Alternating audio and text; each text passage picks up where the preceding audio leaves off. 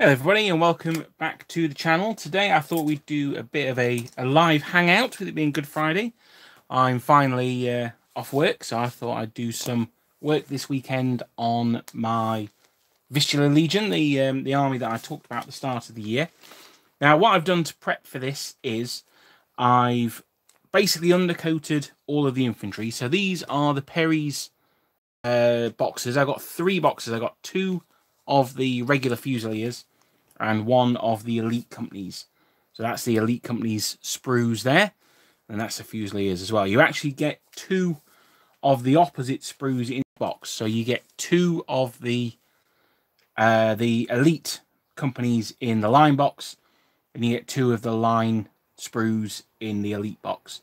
What I've done, you might be able to see on this one here, hopefully it'll come out more as I paint, but I've converted most of the Shako plates to be the sunburst of the Vistula Legion. There seems to be a bit of flash on that one there, a bit of a mould line. Let's get that one off. Now, unfortunately, with the lockdown at the moment, I went to spray figures with my white spray paint, took the lid off, and all the propellant had gone. So that was a thing. And unfortunately, it meant that I had to hand undercoat everything. Now, I've used Corax White. That's the new Games Workshop one.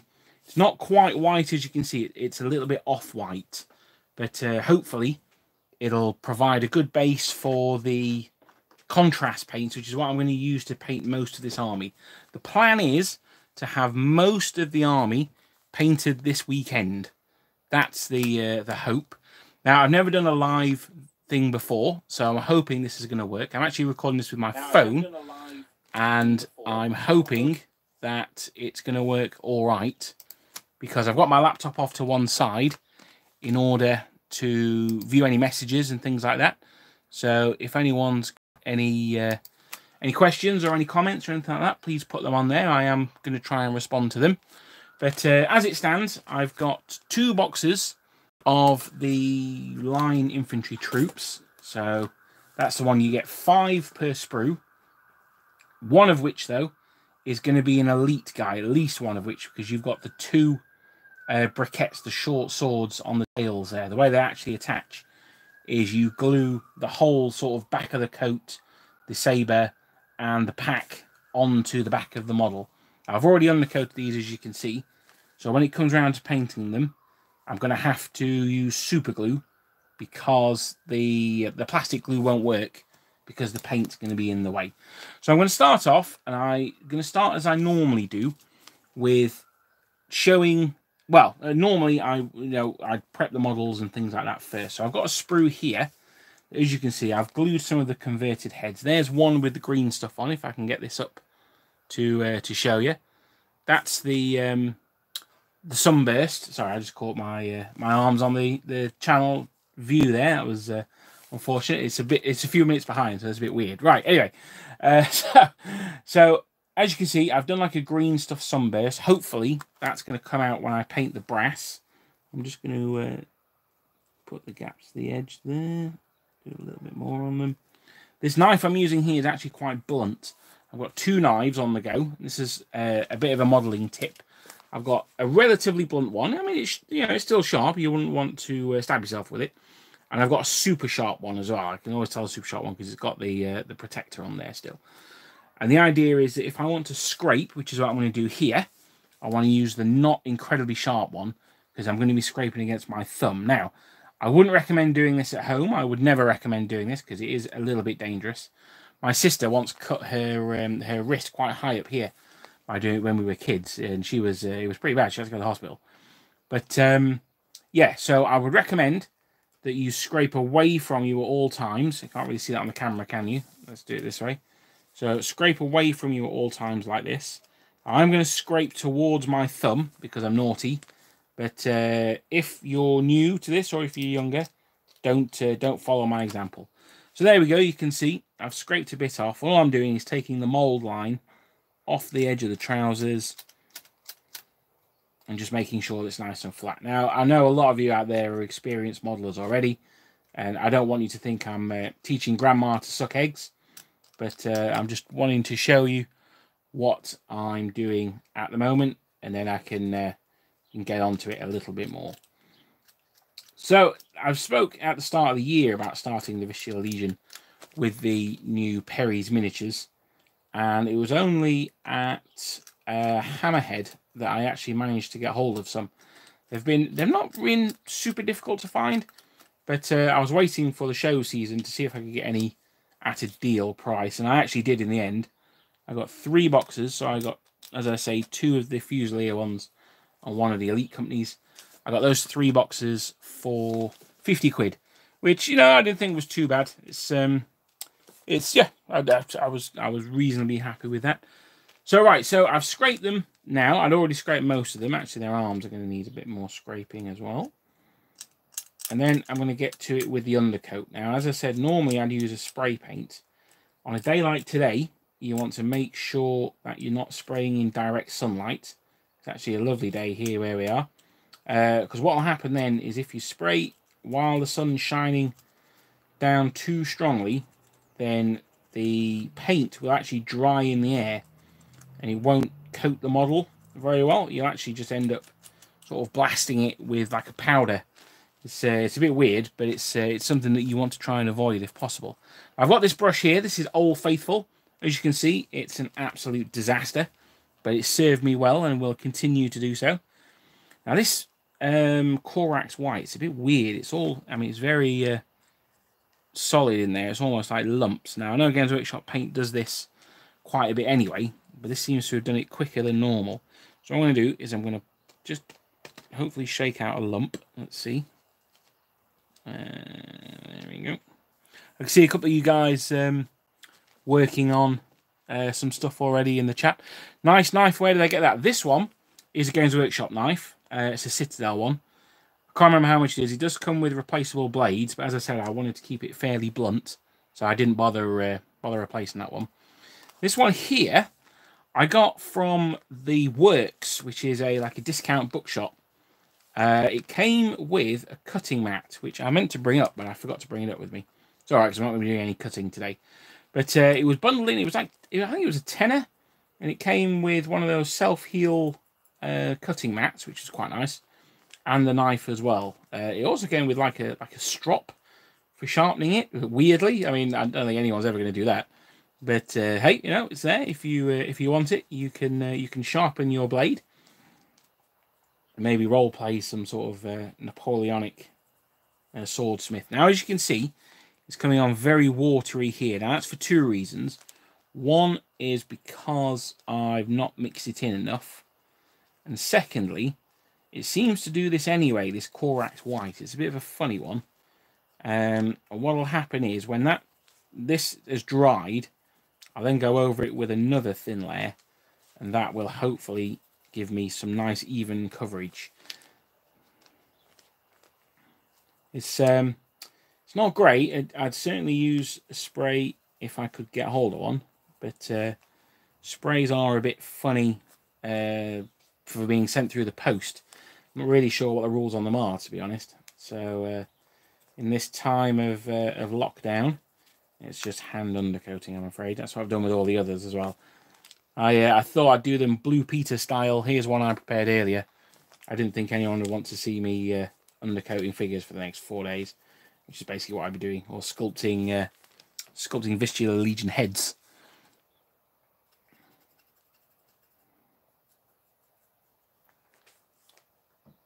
So we're working on some 6mm Austrian Dragoons. Ah, that's cool, man.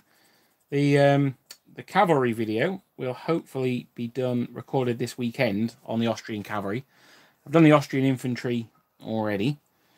I have already recorded the Austrian Cavalry one, but my laptop finally died. It was being held together with rubber bands, so I can't really be too upset that it died. It did sterling service while it was around.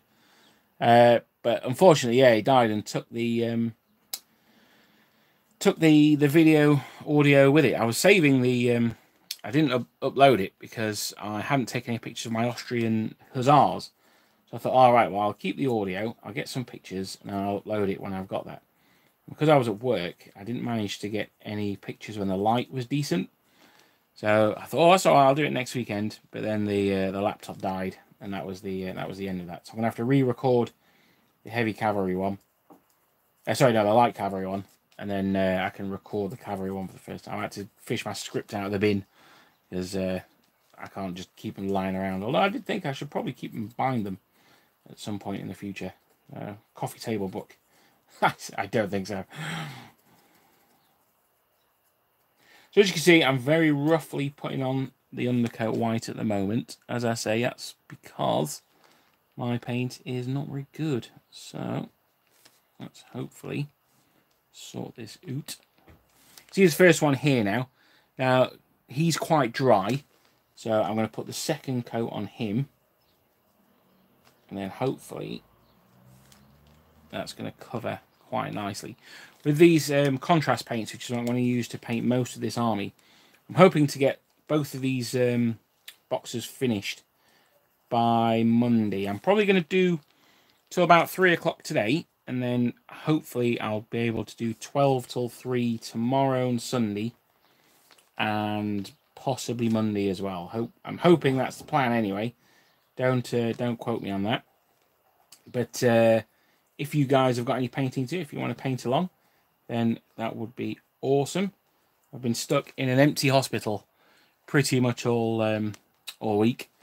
The thing is, this outbreak, we've cancelled all face-to-face consultations. So it means that because it's not, because I'm not in that department, I'm in a dental hospital. So it means that we've only been seeing the worst patients with like giant swellings or who need biopsies or whatever. So yeah, no, I've been watching daytime TV and stuck at work all week, which has not been great. So I'm glad that I've finally managed to get some painting in, which is nice. The Funkin' books, yeah, no, I've got them on my shelf over here. Actually, hang on, let me grab one. Oh, hang on.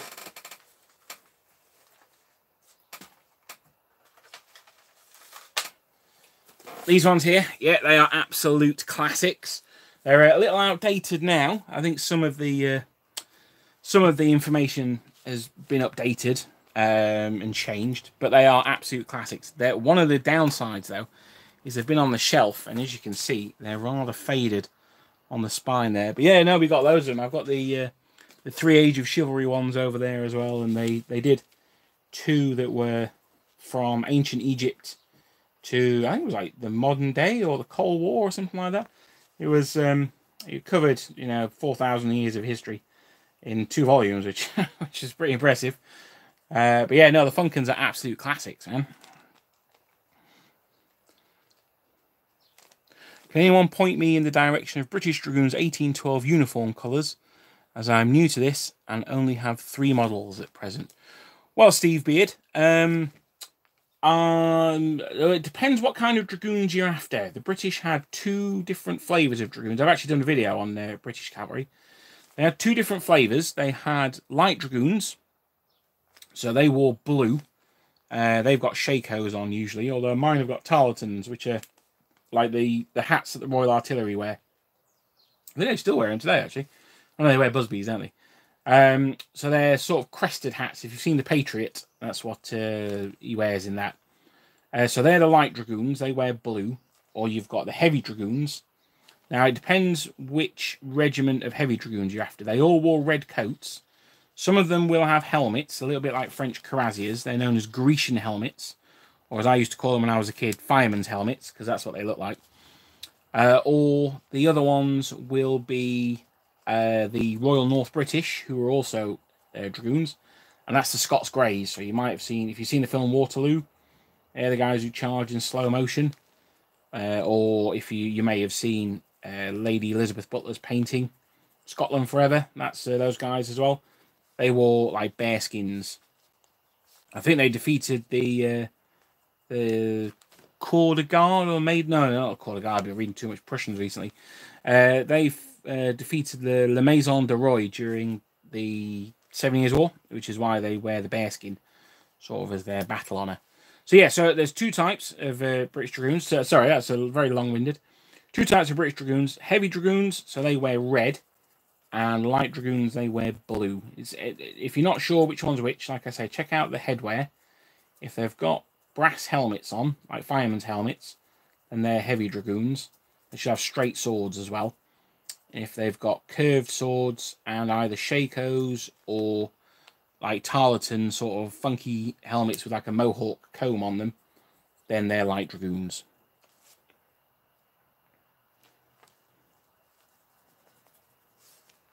Heavy dragoons, yeah, no, they're the ones that they'll have like red coats with a yellow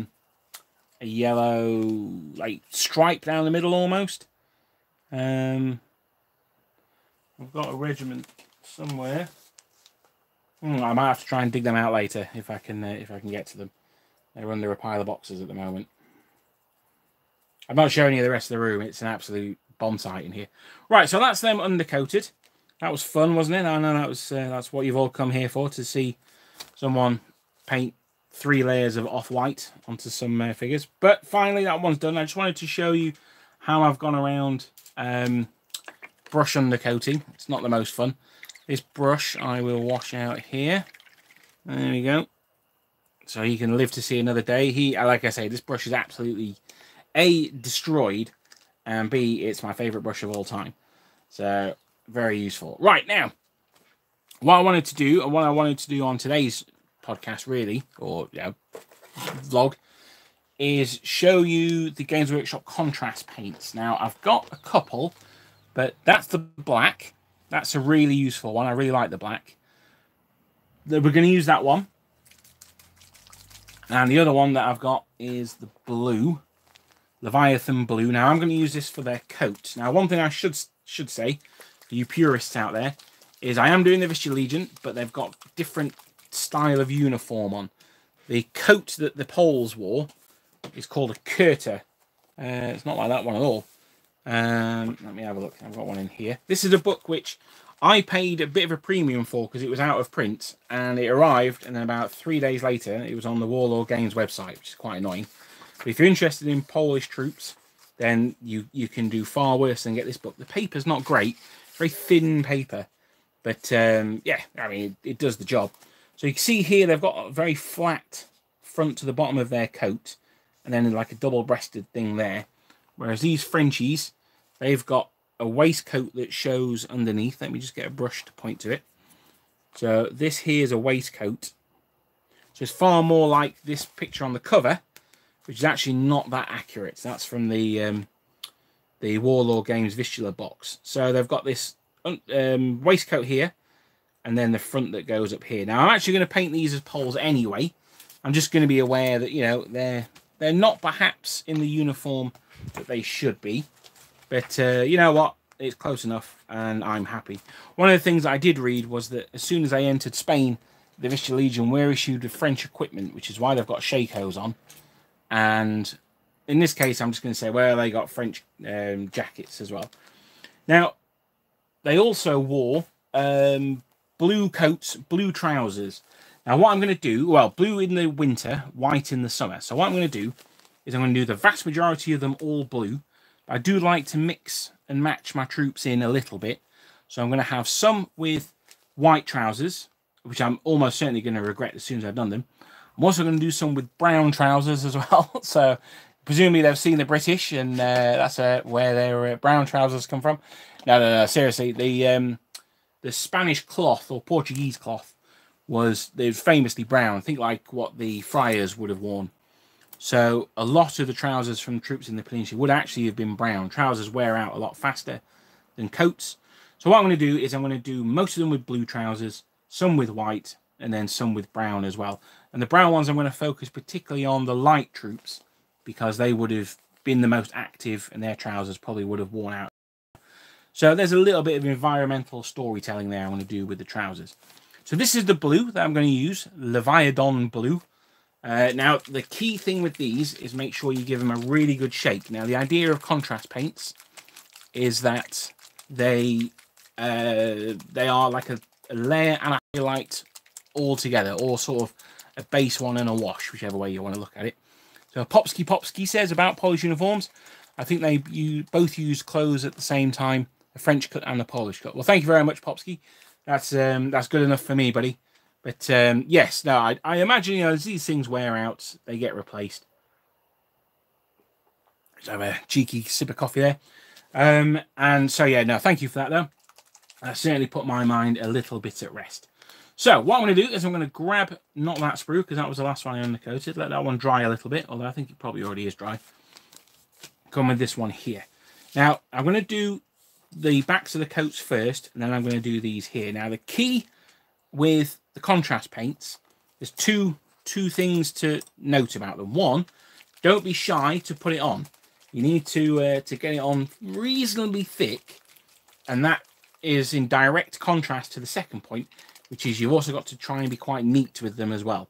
Because I've got those white straps, I don't really want to have to repaint them grey and then paint the white over the top. That's just wasted effort. So I'm going to try and avoid the straps if possible. Things like the cartridge pouch and the saber scabbard, not too worried about because I'm going to do them black. So because they're going to be a darker colour, that should cover the blue quite well. But I'm also going to try and avoid the bits that would be red, although I'm probably not going to use the contrast red. So I've gone over it there at the corner. I've gone over it there. I'm trying not to get the camera into direct sunlight. And then I'm going to do these straps there. And that's pretty much it for the blue on that coat, because obviously the vast majority of it's taken up by the cartridge pouch and the briquettes, and obviously the backpack. So this one here is got, because it's not got the saber, it's got a little bit more on it. So I'll get down here. I can see where the shade and the highlight's already coming in, but it really comes into its own when it's dry. So I'm not going to hold it up to the camera just yet. Now you'll see I'm getting it out of the lid. I tend to find that it's stronger, that little bit out of the cap there, than it is if you get it out of the main pot itself. I'm not really sure why that is. I found out with washers as well. I think it might be that most of the liquid runs out, but because the pigment's a bit thicker, that tends to stay in the in that lid for that half a second longer, and it means that there's just a higher concentration when you open it. So put them in there. Put that in there. So there we go. That's the tails of those coats done. And then I'm just going to do this as well. Now, like I said, I'm going to try and avoid the straps if possible.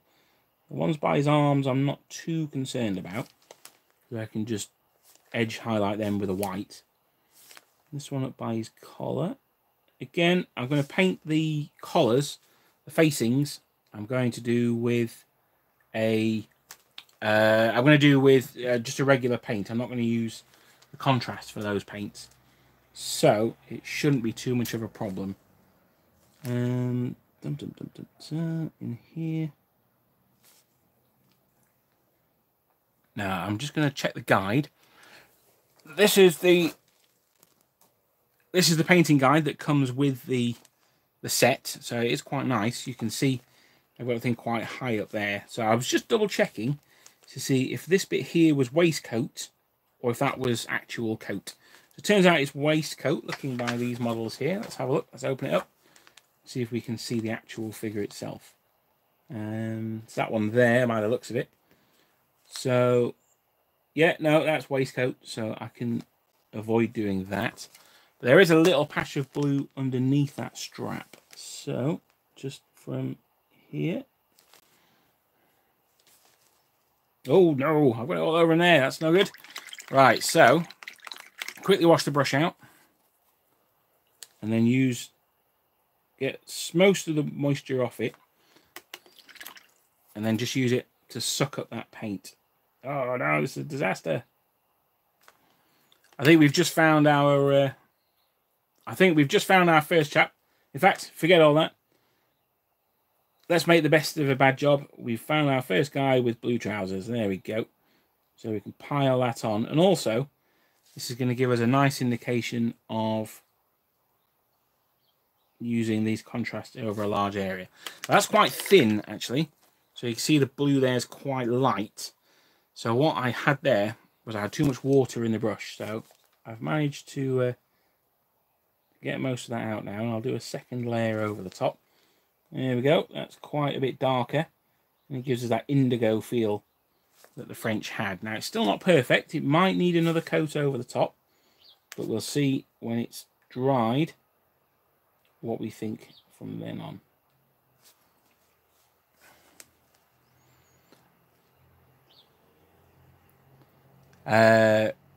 Radetzky von Redetz there saying he uses a wet palette. Yeah, no, I've looked into those. My brother uses one. He absolutely swears by it. But I just haven't got around to getting one, to be honest. I know you can make your own as well. So I'm quite tempted to do that. But it's just getting around to it, to be honest. I probably should. The time it takes me to make up my own wet palette, I would probably save that and more in like a week of painting, I'd imagine. But yeah, no, my brother, he absolutely swears by one, and he's a far, far, far better painter than I'll ever be. So yeah, no, I can highly recommend. Second hand, I can recommend them. Yeah. John Dalton watching this while painting Russian Semyonovsko Guard, Great Northern War. Well, very nice. I've got some 15mm. Oh, who are they? They're not Old Glory. I don't think they're Old Glory. I've got some 15mm English Civil War typey guys. But they've got, well, they're not English Civil War. They're 7 Years War. They've got like the tricorns on. I'm thinking of painting those up as Russians. But I need to get some pikemen for them as well, because they still use pikes in the Great Northern War. So I studied Peter the Great in my A-levels, and he was a fascinating dude. So yeah, no, that's a cool period. It's one that I don't really know a huge amount about either, to be honest. So no, that's good on you, man. You'll have to stick some pictures up on the Facebook page when you finish them. I'd like to see, in fact, anyone who's painting along, get some photos of what you've managed to get done today on the old Facebook page. That'd be quite nice to see.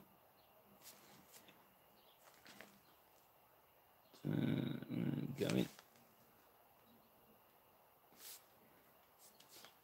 So as I say, it's about being a little bit neater and trying to avoid going over areas. You can see it started drying his legs already. I'm going to point it up to the camera later when we get a chance. Now, another thing I would say about the contrast paint, and it's made worse because of the weather conditions today, because it's very sunny. I've got the sun shining down where I'm painting. It dries very quickly now. Because it dries so quickly, what I tend to do is I'll tend to paint all the figures on the sprue like this. I'll do all the fronts and turn around and do all the backs. Because it's the contrast paint, if you do that, you'll end up with a tide mark where you either overlap on, say, the side of the legs here, or you'll not quite match it up.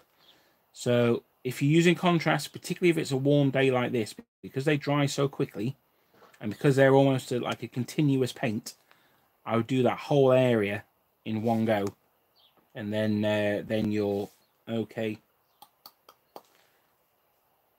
And then you'll be okay. I wouldn't do just all the fronts and then do all the backs like I normally would. Now, you're supposed to use medium to thin these down. I've just used a dab of water just to let it flow a little bit easier. They do say use medium. I'm not 100% sold on that. I'm hoping that I can get away with just using a dab of water. Not too much, because as we saw earlier on, it just goes very thin if you do that. And we don't want it thin. We want it reasonably thick. I don't know if you can see the sort of the viscosity, the texture as I'm painting it on, but it's it's like a thick wash. So it's not quite like a normal paint. It's a lot more watery than that, but then it's also not quite like a wash. You can push it around, which you can't really do with a wash. So it's a sort of weird middle ground. Again, I think there's going to be a lot of good painters out there that can do a lot with these. For me, I use them just to get the basics done. It means that I can skip a stage of washing all the figures, and that's normally something that I do overnight. I'll normally wash them, because you don't necessarily need such good sunlight to do it either. You can wash figures overnight, and then the next day when you get back from work, or the next morning when you get up if you're off, then you can just go straight into the painting and highlights there. So getting there. It's taking quite a little bit longer than I thought it would, but this is the first one, so hopefully we'll speed it up a little bit later. Might just show you guys a couple of examples like this, and then if I get a chance later on this afternoon, I'll crash out the rest of them. We can move on to the next stage then. But like I said, because it's the first time I've done a live video. I tried one before of a game and it didn't work.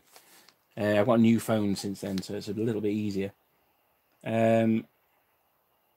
I will... yes, because it's the first time I'm doing it. We'll see how it goes. But it's something I'd quite like to make a bit more of a regular feature, maybe on a Sunday afternoon or something like that. If anyone would be interested in that, let me know in the chat.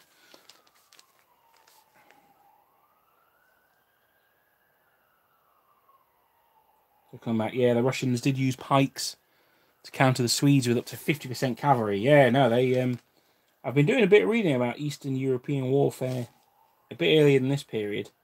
The Deluge period, the late 17th century. And yeah, it seems that there's a lot of cavalry out there. Some of you will know I'm doing an Ottoman army for Napoleonics as well. And I've got a load of infantry. And they're mostly done, but it does appear that the majority of the army would actually have been light cavalry. Not just the Mamelukes in Egypt, but even of the Turkish Ottoman army as well, that would have fought against the Austrians and the Russians.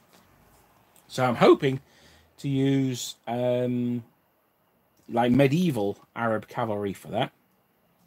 I've had a look at the Osprey and some other books, and they seem to be almost like, you know, Renaissance or medieval cavalry anyway. So hopefully there'll be a bit of crossover there. We're coming on to the arms now. Because these are large flat areas, I'm hoping that once I've done these and they're dry, I can hold them up to the camera and you'll get a good indication of these contrasts. So as you can see, I'm kind of pushing it into the cuff flap there. Again, I've gone over, but it doesn't matter too much because I'm not going to use a contrast for the red. I'm going to be, well, yellow in this case. I'm going to be using just a regular paint. I think Aveland Sunset's the one I'm going to use. Yeah, that's the one that I'll be starting off with and then highlight up from there.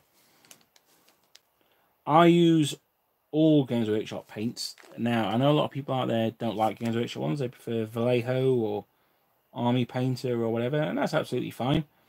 I'm not... this is not me saying that I think Games Workshop paints are the best ones or they're somehow above reproach or anything like that. They're really not. They're quite expensive and they don't last as long as the others. It's just that that's what I'm used to working with. I've used Games Workshop paints since I was about 8. And I've got an absolute ton of them as well. So it would be a bit silly for me just to throw them all out because there's a better alternative out there. But Vallejo ones, yeah, are very good. I use them for my Flames of War quite a lot. Because there's not an exact... well, weirdly, the Americans I've found really hard to find the paints for. I've ended up having to use Vallejo, but it's even then I'm not super happy with them. Olive drab, such a super weird colour. It's not quite green, it's not quite brown. It's kind of a weird mixture of the two. Yeah. Now as you can see as well, I'm also doing both sets of arms. Now I'm obviously going to use one set of arms per figure here. It would be rather odd if I used more than that. But what I like to do is I like to get as much done early while I've still got a bit of enthusiasm, and then when it flags later on I can say, oh well, actually I've already got a load of spare arms painted, so that'll save time if I'm doing figures later when perhaps my enthusiasm's not quite as high. So that's another one of my painting hacks there, because I do lose enthusiasm for figures quite quickly. I have to go into sort of a mindset of just plodding through them. But already having a load done is a nice Brucey bonus to have in my back pocket later. A bit like the Duke had Waterloo in his back pocket. And it just means that I can save time a bit further on down the line. It also means I've got maximum choices to make when it comes to if I want this guy to be an elite company or flank company, center company, or whatever. So I'm going to try and get as much done on the sprues as I go, and then it'll just save time and effort in the later ones. So I'll just bung that one down there. Done. Turn them over. I know I said earlier on that you want to do both sides rather than just all one side and then turn them over. But here we are. Old habits die hard. And I'll show you the tie line I was talking about earlier on. So that's why I was doing it, really, as a teaching point, honest. See, so we've got it here. You can see, because I've flicked it up onto the leg, this one's not going to be quite as nice as the ones where I've gone all the way around the leg on, because it's either going to be darker where it overlaps or it's going to be lighter where it doesn't. It's going to be a bit of a cluster mess, to be honest. But it's only on his leg, and I'm hoping that you're not going to see it. It'll be stood next to some of the guys. So I'm hoping that he should be all right. Right, so that's all those legs done. The arms, I'll go back to them. Come up here. Now this is going to be the underside of the arm that's tucked in against the chest. So I'm not too concerned if these aren't perfect. But yeah, by using the contrast paint, it means that normally I wouldn't bother highlighting this area because you're probably not going to see it, and it's just wasted effort. But as I'm using the contrast paints anyway, it's going to come up with quite a nice highlight there.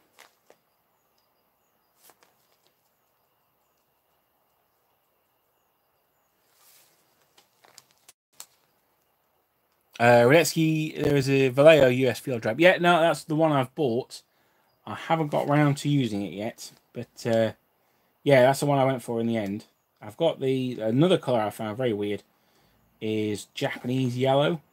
Now again, Vallejo do one of those, so I'm hoping that's okay. But the Flames of War stuff's gone a bit on the back burner recently. I've been playing a lot of Nam. I was before this started. I've also started buying some 28mm Vietnam stuff from Gringo 40s as well. I put an order in with them, ordered myself a General Murat and a Juno, because the only problem with those models is they are absolutely humongous. Old Murat, I think he's riding a cart horse compared to the rest of them. He is huge. But they are lovely models, and again, I've painted him up very quickly. I used, he's got like a fur-lined coat, and the contrast brown, which I'll be using in a second. That goes really nice in the fur, actually. Right, so what we're saying, thin the field drab a bit. Okay, that's a good tip. I shall take you up on that one. Now, I'm going to try and do this before the sun gets to shining on it, because I don't want the sunlight to wash out all the colours. But as you can see there, we've got some contrasts, some highlights going on the creases of his trousers there. You can see these bits here on the figures, they're quite nice. On the arms, you can see where the it's gone into the creases on the sleeve and things like that. So I'm really, really pleased with them. I'm going to leave them there while I have a victory sip of coffee. I'm really happy with them. Now, that took me about 15-20 minutes, which is probably longer if I wasn't talking. If I was just fully concentrating, it'd probably take me about 10 minutes. And that's the base layer and the highlight of that base layer done. So happy with that. I'm now going to move on to doing the backpacks. If I can find my paint. Off I go with it. That's the flesh one there. Hang on. I've got a little tissue box, which, having been emptied of tissues, is my ready ammunition box for paints. So I'll put all the ones for the next project I'm working on in there, and then it means I don't have to go through my whole paint case to find them. Right, so here we are, Gore Grunter fur. I want to use for this one. Very Napoleonic sounding. And this is going to be all the packs. Now, the packs were cowskin, and I know a lot of people like to do sort of white patches on them and things like that. That's not, I mean, it's cool. It's not really what they would have looked like, because, you know, the patches on cows are pretty big.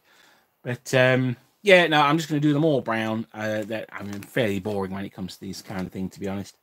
I'm going to get this out of the pot, because I don't want it too dark. There's a lot of detail a lot of detail cut in to the pack. So I want to bring that out. Now what I'm going to do is, I know I've been saying being really neat about the previous ones, but I'm just going to paint the whole pack with this because it's such a flat area. It makes sense to. It's a lot easier to than try and avoid the straps.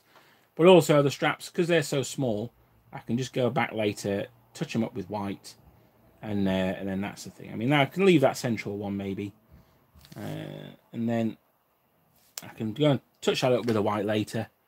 The two that dangle down, the ones that hold the pack closed, I can go over them with white paint later as well. That will sort those. Basically, what I'm trying to do with this is I'm trying to get it as done as much as possible, as quickly as possible, with minimum effort. So hopefully we can get to just the touching up stage quite quickly, and then we can bang them out on the base and get them on the tail. So that's the packs done. Again, I mean, how quickly was that? 2 minutes.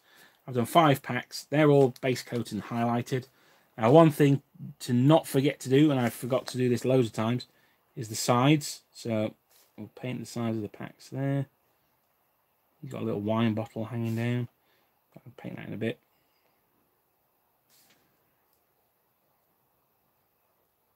Again, I've gone on to the bedroll, or the greatcoat it actually is.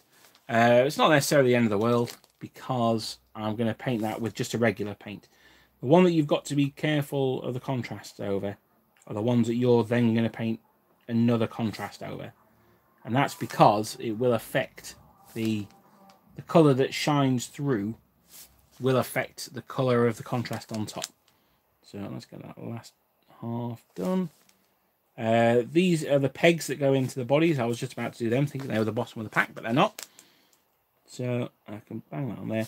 Now, as you can see, because I've painted them on the sprue, the paint is going to collect around the sprue, and when I come to cutting them off, that's going to be darker than the rest of it.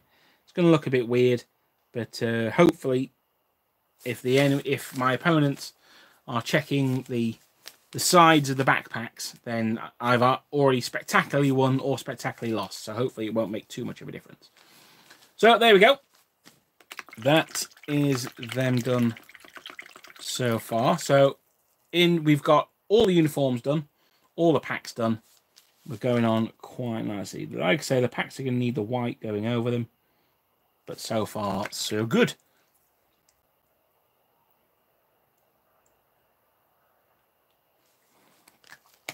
Yeah, I think so, John. I think for me, it's just getting them done. Although I did hear someone say that you should pay more attention to the back of your models than the front of them, because they're your models, and that's what you spend most of your time looking at. Which I think there's a lot to be said for that argument. But I think, like dressing in your best uniform for the enemy, I'm going to try and get the front of them to look better than the back. But that's all them done. I'm now going to do the black. Now, some of these figures, about half of them have got Shako covers on, and the other half have got just open Shakos. So I'll just be doing the Shakos with the black. I'll also be doing everyone's boots as well. I'll also do the briquettes here, and that will, I think, do us for the black. If I had any guys with bare skins, then this would be perfect for them as well. Because the Perrys in particular, let me show you. Here's some I made earlier. So they're not quite bear skins, but these are some Bavarians I've done. And you can see the contrast over the helmet has brought all the detail out there. It's also on the boots there as well. So really big fan of this Black Templar one. I think the brown and the black ones and the white, I've used the white quite a lot recently. They're my absolute key ones. Cannot recommend those ones highly enough. I'm looking around. I think, hang on, let me just get this figure here. He's the start of another army project. Hang on.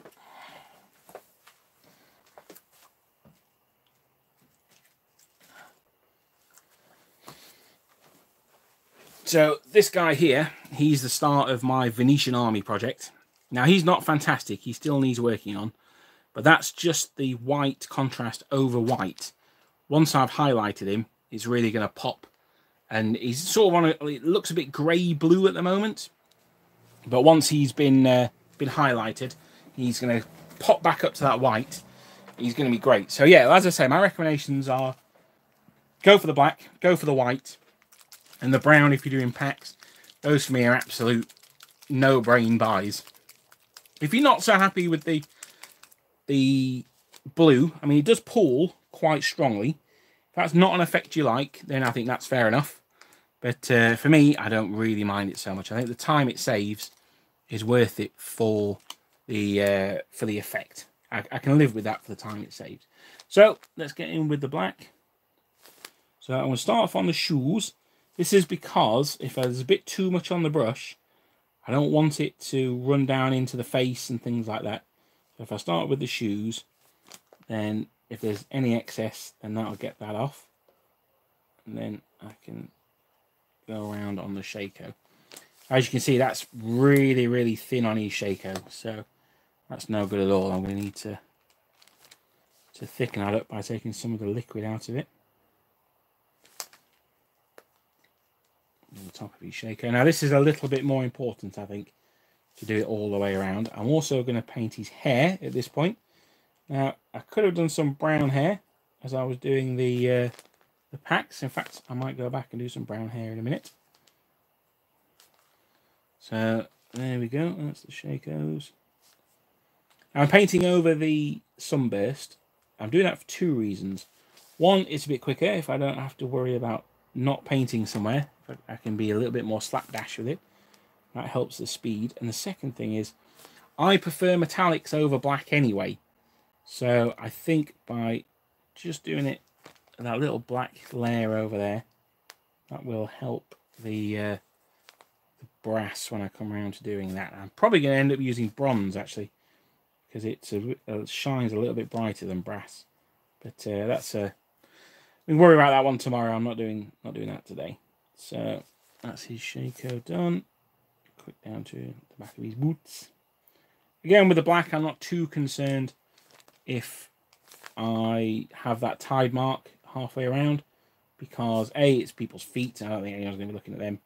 And B, because it's black, it's so dark anyway, it's not really going to matter too much. Obviously, the lighter the colour, the more these things are going to matter. And I've noticed a bit of a problem there, so I'll just finish these and then I'll go back and address that. A bit on the bottom of his trousers there, that's alright, doesn't matter. Around here. Dum, dum, dum, dum, dum. I'll tell you what, it's a gorgeous day out there today. I probably should be out in the garden making the most of it, which is normally the kind of day that I'd go to the cinema usually. But but not today. Right, so that is all of that done. These guys have got Shako covers on. They've still got the peaks of their Shakos there, so let's not forget them.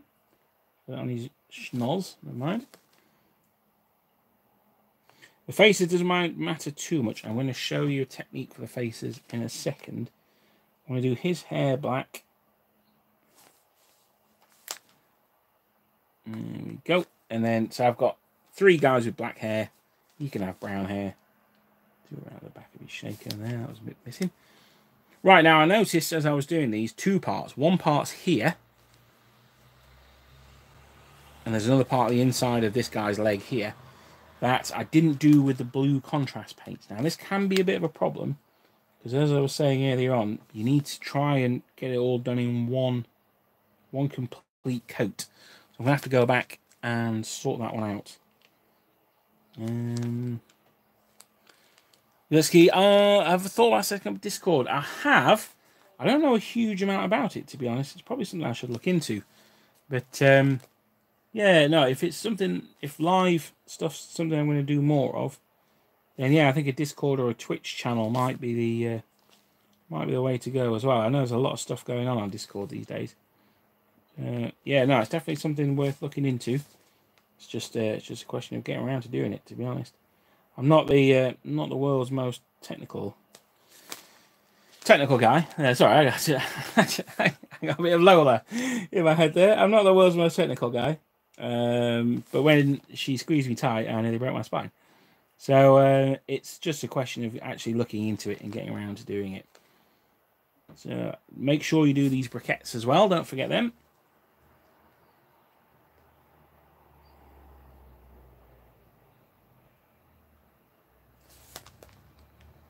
Now, one thing that I've kind of screwed myself on this topic, on this project, is because you get so many of these and you get so many of the Elite Company, I think I've actually miscalculated the number of each. So I'm hoping I'm going to get at least 2 battalions out of this, hopefully 3.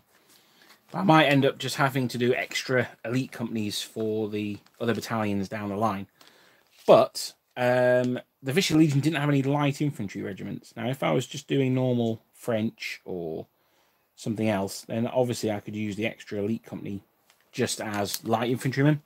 I'm reading is it Incomparable, I think? The one about the 9th Light Infantry.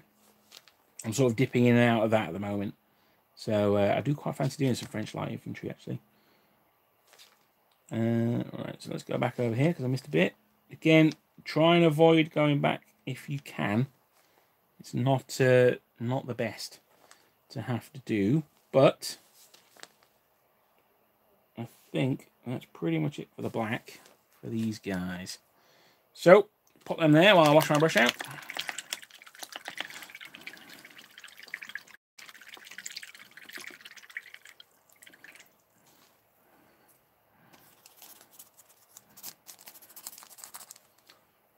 And let's go back to the blue now. I want my brush to be fairly dry. As you can see, this brush is absolutely ancient. It's also very much on its way out as well. I do have a couple of other brushes. I've got like a whole little box of brushes that I use. But I tend to use the sort of same ones over and over again. They become my my favourite ones, which does kill them off quite quickly, unfortunately. But you get used to using. Ooh, you get used to using a brush, don't you? It's you get to know its quirks, I find. I've got a little bit in his trousers there that wasn't done. The inside of this guy's leg I was talking about. There we are. And then the outside of his leg. That's terrible. I don't know how I missed all that. That's shocking. So you see there, if I just paint it on, you can still see how it's much lighter. There, I'm going to try. Does that? No, you won't be able to see it all if I cover it over. So you can see it's much lighter there. So I'm just going to have to dabble that on. That's not ideal, if I'm honest. It would have been much better if I could have avoided having to do that in the first place. I've also forgot to do the backs of these guys, haven't I? What on earth have I been doing?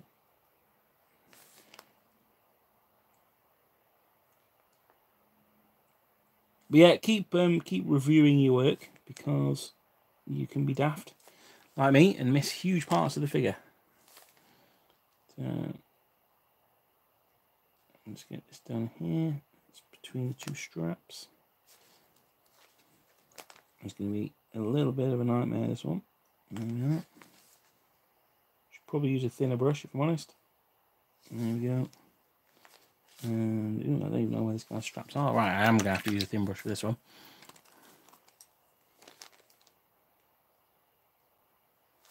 This one I don't use very much at all, so let's hope I can get it in there. Still got a point on it. There we are. Perfect. And then that spreads out the back here. There we go. Lovely stuff. Right. Now I'll do this far side. Yeah, I don't know what I was thinking of here. I'd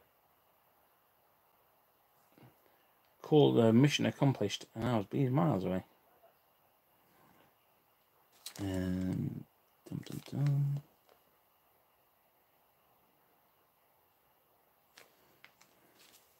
Right. Well, for now, I think that'll do us.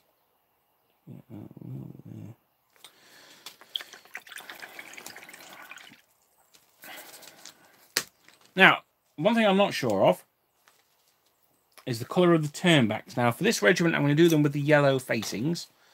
So does that mean that the turnbacks were yellow as well, or were they red? Let's have a shufty. That's why it's always useful to have any painting references that you've got around with you. So let's have a look. Oh, that's Grenadiers. That's not good. And it's going to be purely, I'm either going to look for the text, or I'm going to try and find a picture that shows the tail. You'll see here, he's a drum major the first. He's in red. Oh, these are the Duchy of Warsaw. That's slightly different. Dun, dun, dun, dun, dun. As you can see, the print quality on this is not great, I have to say.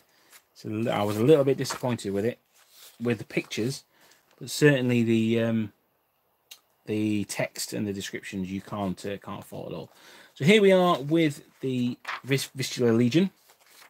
I've seen on the pictures there, but let's. It looks to me like they're going to be yellow. You see, there's a tiny bit of yellow there, which would then go around to his turnback. So it looks to me like they're yellow. I'll have a quick read of the description. So we've just got the history of them here. Organisation. Where's the uniforms? Let's have a look.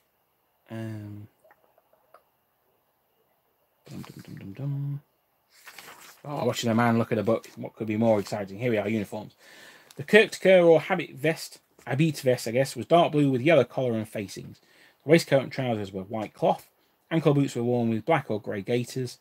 So as you see, mine have just got trousers on. Officers wore a dark blue chakra with a white or gold metal sunburst. Bomber chakra blue. And this men wore a French shako with a triangle plate or sunburst. Now, I'd read this after I'd cut most of mine off. And I was like, well, I've already sculpted them, so I'm not going back. So yeah, here we are, up to 1812. The 1st Regiment had yellow lapels, cuffs, and turnbacks. After 1812, they had yellow collar pipe, white, yellow cuffs, and yellow lapels. It doesn't say anything about the turnbacks after 1812. So I'm going to do them yellow anyway. The idea is they're going to be for mostly either used in the Peninsula or in the invasion of Russia. So yellow suits most of those. So going with the yellow. So I'm going to use Avalan Sunset for this. Now this is a base. This is not a contrast. I know I've used only contrast so far. This is back to using like a regular paint. Now this is it's almost like a cornflower yellow, and this is just going to be the base coat. You could forgo this and just do the brighter yellow, but in order to get the maximum yellowness, I am going to go with this one first. So let's get that off my finger first. Why does it go everywhere? Right. Now I'm using quite a big brush for this one. So I'm going to do all the areas that I can do with this brush first. And then I will go back and do things like the collars and things like that with a smaller detail brush. One that I keep in a bit better nick than this general one. I'm going to try and keep that out of the direct sunlight because I don't want it to dry out.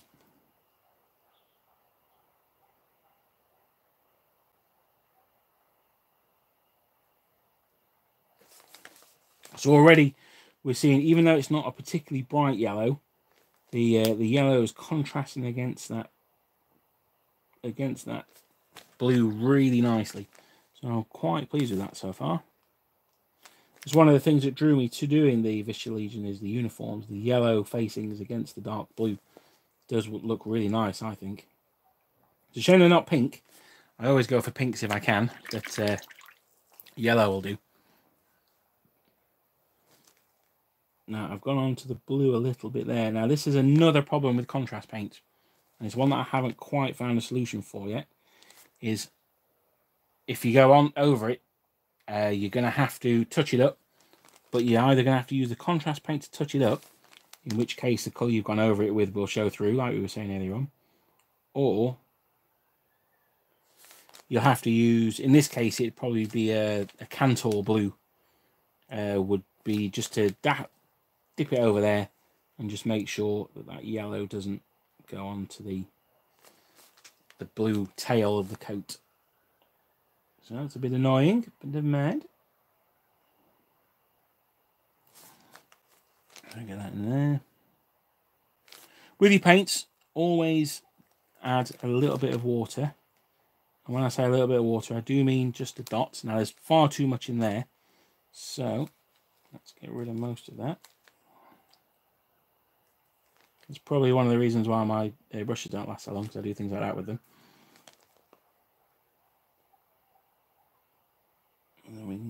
right up in there. Like that. Get a bit more thick stuff straight out of the pot. There we go.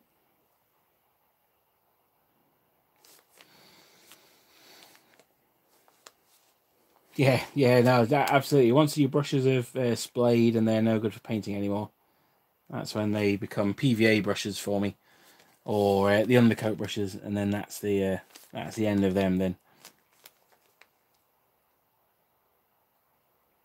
I've still got a couple that are just absolute nubs of bristles. I can't bring myself to throw them away yet. So that's one of the plus sides of having these short sabers. Is it covers a lot of the turnbacks. I don't need to mess about with them so much. This one here, just be careful of that one. The turnback folds over the saber. It's like it's flapped over, which is really nice. But make sure you paint that bit. It just really, that's really going to catch the eye on the tabletop. That's going to be quite nice, that I think. Let's get up there. Try not to splay the brush out because I don't want to get it all over the cartridge box. So a lesson I'm learning here is paint the turnbacks before I do the cartridge box. A valuable lesson learned. So I'll go straight in. Let's get these cuffs done.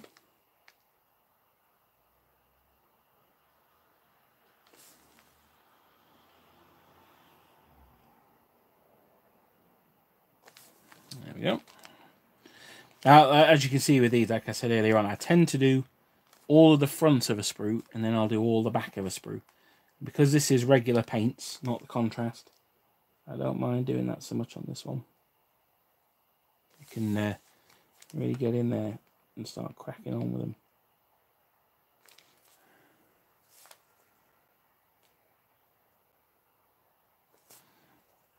I'm still trying to be careful. I certainly don't want to get it on the blue. Now, to get it on the hands, that's not necessarily the end of the world, because I'm going to have to re-undercoat them anyway. The way the contrasts work is there's two different colours you can undercoat. You can use the Corax White, which is the one I've used, and that's an almost like blue-grey, or you can go over a different one called Wraithbone, and that's almost like a yellow cream. I'm very much thinking of doing Austrians in them, although I did say on my video I'm probably going to keep them white. But were I to do them off-white, I would probably use this Wraithbone. And that gives you a much warmer colour when it comes through. So it's really good for organic stuff, but not so good for things like uniforms or weapons, things like that. So what I'm going to end up doing, I don't have any Wraithbone. So what I'm going to do is I'm going to just use a cream-coloured paint. I'm going to paint all the flesh areas with that, and then we'll use the flesh contrast. And once I've done that, I think that'll probably be the end of today, because I think that'll be a good time to leave for this video. We'll have one sprue of poles pretty much done at that point, and then we can take it from there tomorrow. Again, around about the same time, about 1 o'clock, 12:30, 1 o'clock-ish. Try and get that sorted out. But while we're all off, it seemed a good opportunity to do it, to be honest.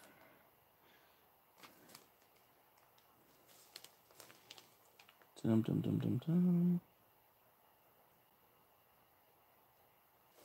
This is where you can see places like here. I've missed with the contrast, so I can go back and do that, or I can say, well, this is a spare set of arms, so when I'm hunting later for the arms to do, I can say, well, yeah, that one's not so good, so I'll leave that one. I'll use a different set. That's another bonus with painting all these extra sets of arms that are probably not end up going to get used. But don't throw them away, leave them on the sprue, and then you can always use them in the far future if you need to. Or if someone says, oh yeah, I really need a spare set of arms, then you can always say, oh, I've got some here. Let's see.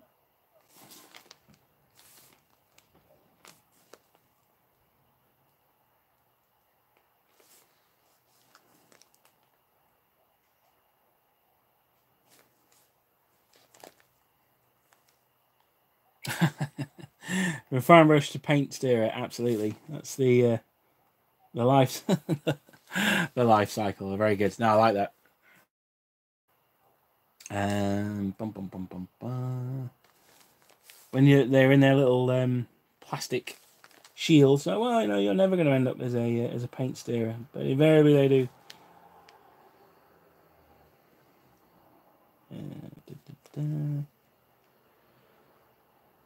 So having just flipped it over, I'm just going to do these.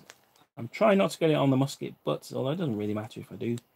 I'm going to be painting over those soon anyway.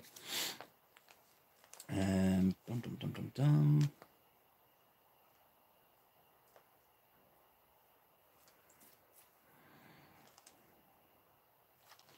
That's all the marching arms. What I think I'm going to do with these two battalions is I'll probably have one marching and one advancing, or I might have the rear ranks marching and the front ranks advancing. I haven't quite decided yet, but that's something to worry about when I'm actually getting around to building them. As you can see, I paint on the sprue. I know a lot of people like to build their minis first, and I don't think there's any right or wrong way of doing it. I think it's whatever you find best. I think there is advantages to painting on the sprue. So one of the things is I can get to pretty much all the areas. The only ones that are slightly more difficult at the end, I can still get to those without too much effort. It means that particularly troops that are firing, it means that you can get to the chest and paint all the details there quite easily, which is quite nice. But it also means that when you cut them off, you have to use super glue to glue them together. Now, I know some people don't like using super glue. And it also means as well that there's going to be little grey spots where the sprue was attached to the figures that you've not painted. So you're going to have to go back and touch all those bits up. It's not necessarily the end of the world. And most of these Perry's miniatures, you can see, they're connected at the bottom of the base and the armpits. So you know you can see those anyway. They're going to be covered by the arms and obviously glued to the base. So they've done quite a nice job of attaching it there. They've really thought about it, which is quite nice. The heads aren't on the models when you get them. You have to glue them on.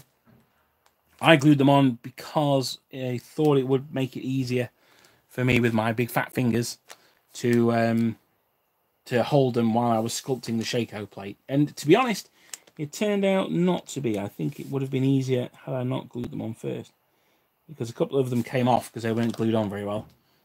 And I sculpted them sort of holding them in my hand, and it was probably a bit easier than when they were on the sprue, to be honest. You had a lot more 360 movement on them. So again, you know, these are the lessons that you learn by doing it, so I'm not too sad about that. Overall though, I really like these models. I'm not sure about the distribution you get in the box. I think they've made a bit of a boob on there. I think you get far too many elite troopers and not enough center company guys. But I've mathed it out in my head a little bit about, you know, who's going to go in what unit and how many units I can make and things like that. But I'm not 100% certain until I actually get them down on the tabletop, and we'll see how many battalions we've got. I certainly think I can get, well, I can definitely get 2. I think I can get 3. If I can't get that third one though, then it'll be the vast majority of the third one.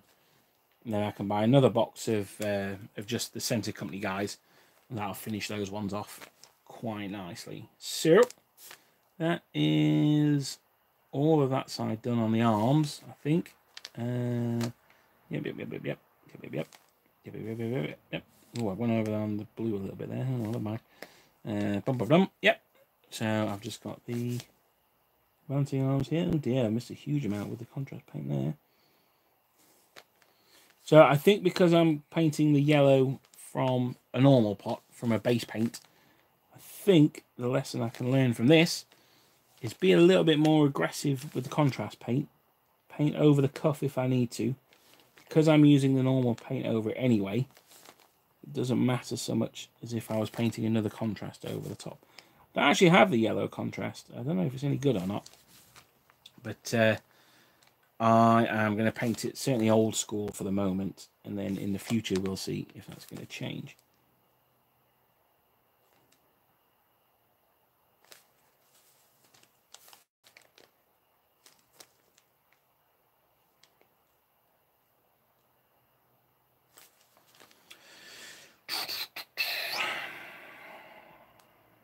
Right, so I think that's all the arms done. So now it is the facings on the coats. So let's give the brush a wash.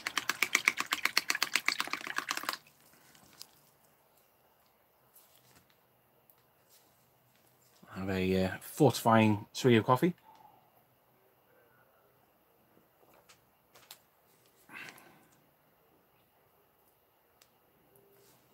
Right.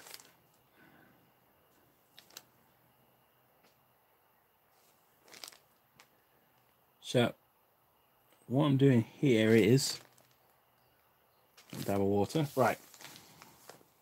So now it's the part where it's like a front to the coats. Now it's going to be important not to paint the straps here. And just paint the thing. So I'm just checking the reference material again. Down to there. It looks like their tailbacks go all the way around as well, though. So, down there as well.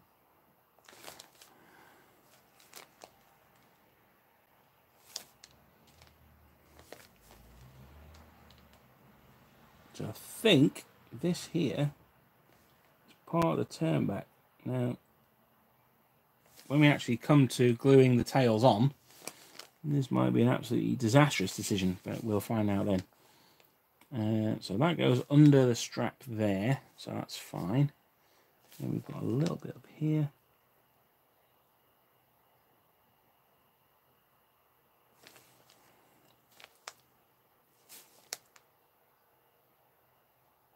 Goes further into the corner than I thought it did.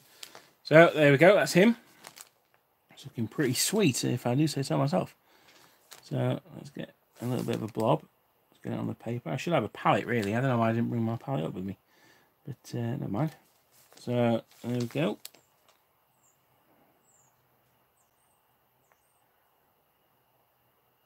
This is not usually where I paint, but it's where I've got enough room to lay everything out. So that's why I'm up here today.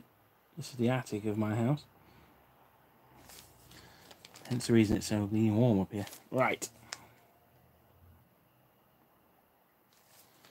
So that's looking really cool. Let's get all that turned back all the way around to there.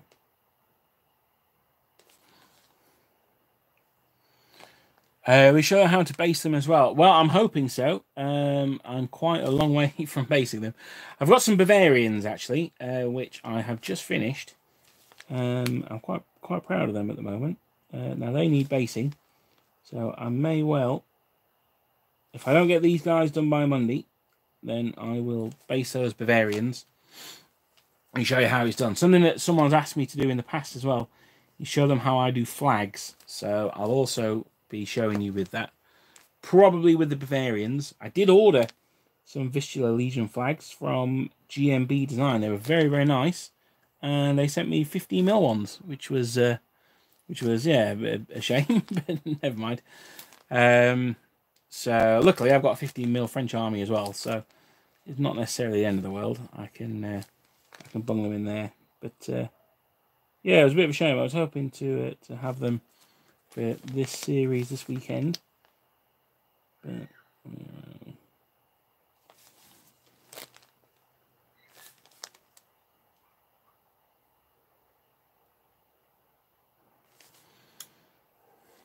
so again, you can see the tail follows it round there. Make sure you do underneath as well. Now, one of the things that I'm really liking about doing these tailcoats at the moment is they're really bringing out the figure. They're really showing where the straps are, where the waistcoat is. By doing it against those blue trousers, I think that's really helping out. Considering I was going to leave these ones white, I think painting them blue was a really ended up being a really good move. I was going to do the white ones first because I thought they'd be the most difficult. As I was saying with the arms, let's try and get the most difficult ones done first, and then we've just got the easy ones to do later.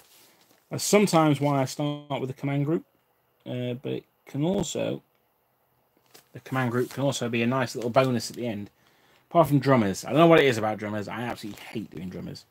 So, apart from him, I should probably start with them, shouldn't I, really? But, yeah, no, drummers really do piss me off. I don't really know why. So, that's him. That's cool. Happy with that. Let's get this guy's facings done.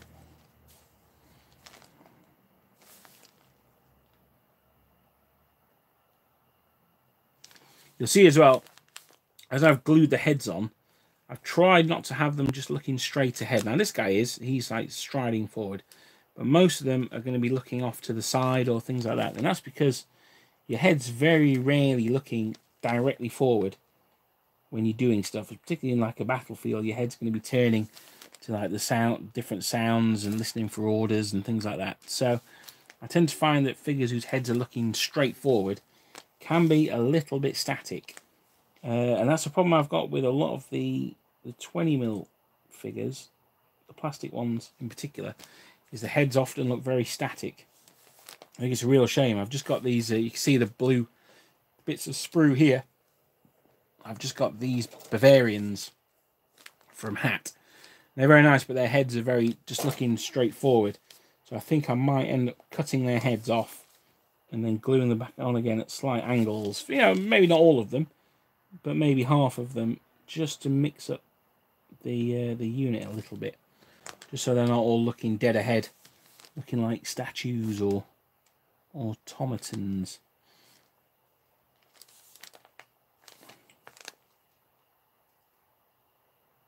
Now my brush is splaying out there. There's still a tiny little point on it. It's getting to the point. Oh, no, that's alright. I was on the bottom of the sprue. Whew. It's getting to the point now where I think it's going to need washing out. Let's just get that over there. Wash that out. Then we can do this final guy here.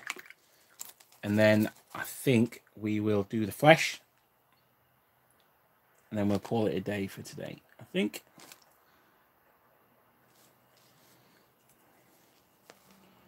So let's get this final guy. He is done down to here. Oh, blimey, I've missed like a huge amount of blue there as well. Good Lord alive. I don't know what I was thinking there. Luckily, we can go back there. That's not the end of the world.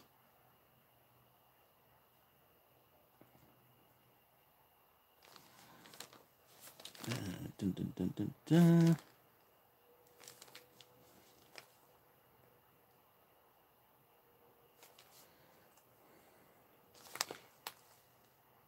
So hopefully later on this afternoon and tonight I'll be able to chop into to these guys. What I might do is I might get the command base, the command sprue, done to this level, and then tomorrow we can move on with the command base. Just to show you guys something a bit different. I'm sure you don't want to see the same sprue over and over again. Or maybe you do, I don't know. Let me know in the chat. Have I ever tried painted kilts? I have painted kilts, actually, yeah. My British army, I've got 2 regiments of Scottish.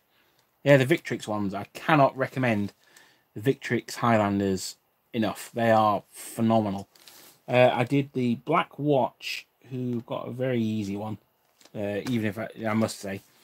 And I've also done the Argyll and Southern Highlanders, which have got a yellow and red tartan. And I have to say, it looks really nice. It really pops out. But I've only done a normal size regiment. And at Fuentes d'Onoro, they had like 800 men in the battalion. They had absolutely hundreds of them. I don't know if there'd been starvation in the area in Scotland. I think they probably had. So they had a humongous battalion, so I need to do another 24 of them, but I haven't got around to it yet. I still need to recover from the last load of kilts I painted. Right, so I'm going in with this brush here. This is a Games Workshop starter brush. It is not very good at all, but it does have quite a nice point on it. I don't want to use my absolute baller detail brush, because I'm not using that small an area. So I'm going to go in and do the collars. I'm going to come in from the back like this. Hopefully, it's going to mean I can paint with the side of the brush rather than the tip. which is always gives you a little bit more control about where the paint's going to go, I think. Dum, dum, dum. He says using the tip. There we go. So we'll go around the back.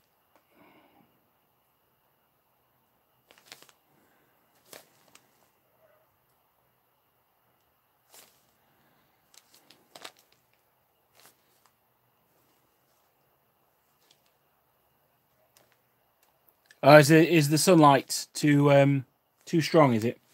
Is it just washing everything out?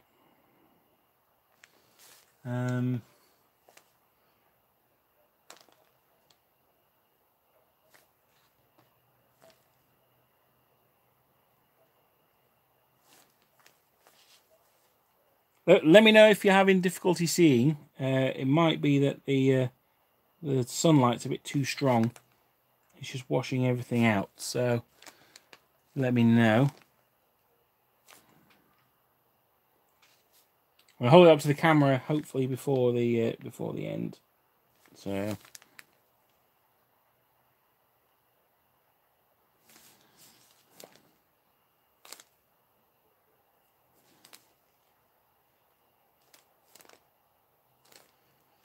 what are you painting up at the moment, Lewis? What Dark Age stuff are you doing?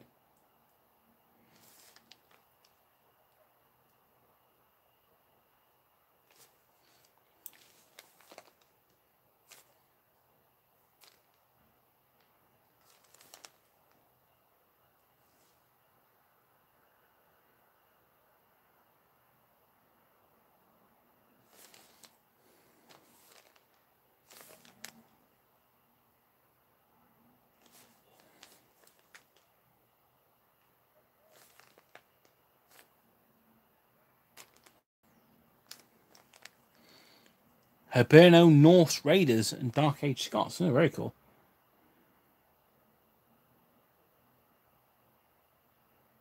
Is that for Saga? That's a set rule set. A lot of guys at the club play, and I've looked at it, and it does look quite good. I have to say. I haven't got around to it yet, but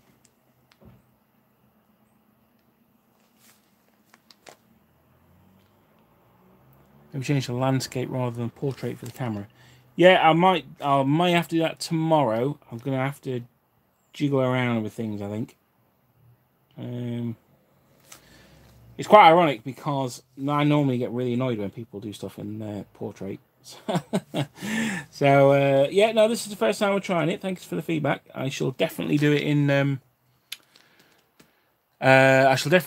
landscape tomorrow. That's some good feedback. Oh, Warhammer Ancients. Oh, cool. I played a game of Warhammer Ancients and really enjoyed it, but I kept getting confused between that and Warhammer 8th edition. I know Ancients is more 6th edition, so yeah, it was a good game. I think I probably cheated though. I used my Republican Romans against some Carthaginians, and yeah, I think I probably accidentally cheated. It didn't help because I got absolutely creamed, but it was a good game. I did really enjoy it. So there's a skin forming on this paint now because it's so warm up here.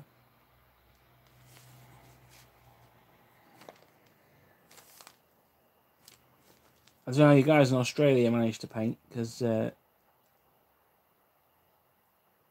conditions are making it pretty difficult here. Right, so we're getting there though. We are getting there. That's a good start.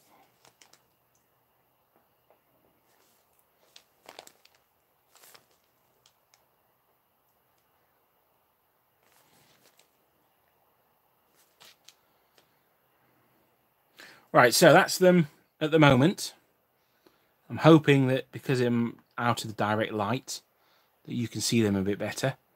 So that's the actual guys. The quality on my laptop's terrible, but hopefully you guys can see it there.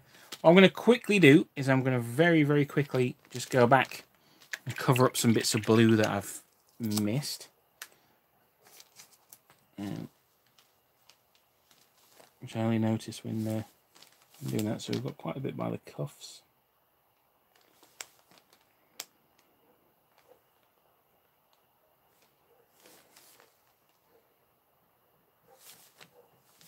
Well, what I'm going to do, chaps, is I'm going to knock it on the head there. I don't want to do the flesh today because it's such a an in-depth thing, you know, with all the detail on. I don't want to do it if you guys can't see it properly. So what I'm going to do is I'm going to do it tomorrow. I'll readjust the camera and I'll make it so it's in landscape rather than portrait. And then we'll have another look tomorrow and we'll make it a much better experience for you, hopefully then. Thank you very much for joining me today, guys. It's been really good fun. It's not something I've done before. So you guys are the OGs. Thank you for that. Tomorrow, I'm going to try... I'll try a bit earlier before the sun gets round. So I'm going to try to be on around about 12 o'clock tomorrow. Let's try and do 12 till 3. I'm going to leave this sprue as it is now. We'll come back to this sprue tomorrow. I'm going to try and get some of the other sprues up to this level. And then we'll take it from there. Thank you so much, guys. And I will see you tomorrow. As I say, about 12 o'clock, hopefully. And I'll see you then.